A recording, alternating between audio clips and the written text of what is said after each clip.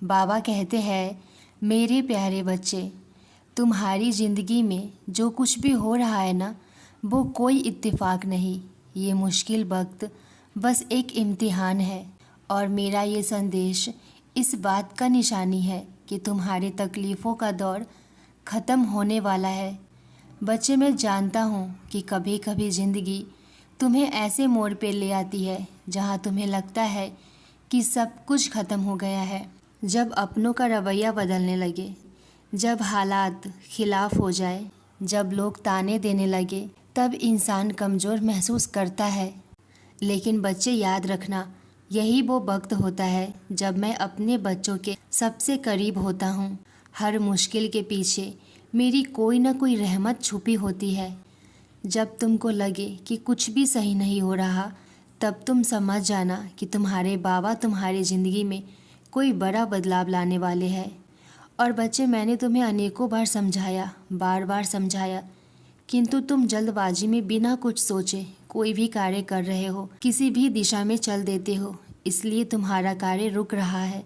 जबकि यही वो समय है जब तुम सबसे बड़ी सफलता पा सकते हो। बच्चे, ये बिल्कुल भी तुम्हारे भविष्य के लिए सही नहीं है। फिर तुम मुझसे शिकायतें करोगे कि बाबा मेरी सुनते ही नहीं, साईं मेरा किसी भी कार्य में साथ नहीं दे रहे। लेकिन मैं तो हमेशा ही तुम्हारे साथ रहता हूँ। लेकिन महत्वपूर्ण ये है कि तुम कितनी देर मेरे साथ रहते हो। मेरी आंखें तुम्हारी समस्याओं से कहीं ज़्यादा शक्तिशाली है। कुछ पल के लिए तुम मेरी आंखों में देखो, कैसी भी परिस्थिति हो उसका सामना तुम आसानी से कर सकोगे। बच्चे, मैंने तुम्हारे भाग्य को बदलने की प्रक्रिया शुरू कर दी है।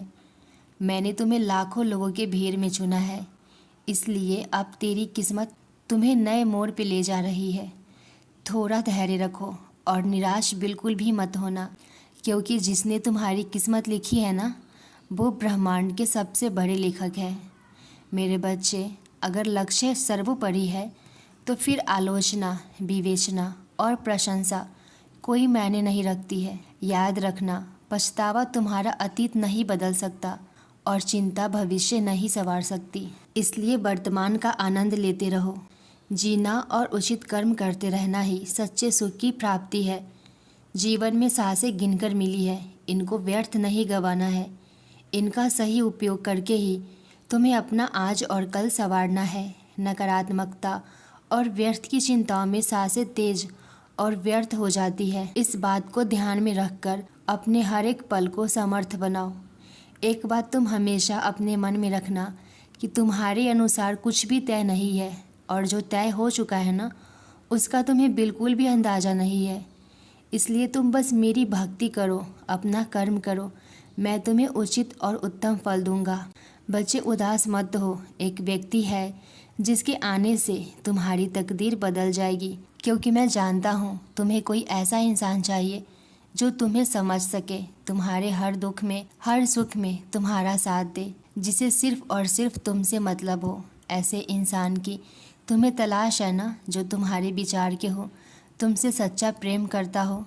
बच्चे, अब मैं कुछ ऐसा करूँगा जिससे वो इंसान तुम्हारे जीवन में आ सके। तुम्हें कुछ नहीं करना है, जो भी करना है वो मुझे खुद करना है। वो सारी परेशानियाँ जो अब तक तुम्हारे दिलो दिमाग को उलझा रही थी ना, धीरे धीरे ही सही, मगर वो अब ख़त्म होने वाली है। कुछ ऐसा होने वाला है जिसे तुमने सपने में भी नहीं सोचा होगा। वही अद्भुत क्षण आने वाला है जो सब कुछ बदल जाएगा तुम्हारे जीवन में। मैं जानता हूँ कि कितने कांटे आए हैं तुम्हारे सफ़र में, हर कदम पर संघर्ष, हर मोड़ पर चुनौतियाँ। पर बच्चे, ये संघर्ष ही तुम्हारे सबसे बड़े हथियार बनेंगे। ये वही ढाल है जो तुम्हें उन ऊंचाइयों तक पहुंचाएगी जिनकी सिर्फ तुमने कल्पना की थी। इसलिए चिंता मत करो, अब वो समय आ गया है जब तुम्हारी खुशी का सूरज चमकने वाला है। वो दिन दूर नहीं जब लोग तुम्हें देखकर आश्चर्य करेंगे और पूछेंगे, ये कैसे हुआ। इसी महीने के अंत तक घटनाओं का एक सिलसिला शुरू होगा जो तुम्हारे जीवन में धन, समृद्धि और खुशियों की बरसात करेगा। तुम बहुत जल्द मेरे एहसास और मेरे आशीर्वाद को महसूस करोगे। बच्चे, आज मैं तुम्हें बहुत बड़ी खुशखबरी देने आया हूँ। मैंने स्वयं तुम्हें चुना है। कई बार इंसान अपने जीवन में कुछ ऐसा कर जाता है जो उसे स्वयं इस बात का अंदाज़ा नहीं होता कि उसके किए गए कर्म के प्रभाव कितना बड़ा और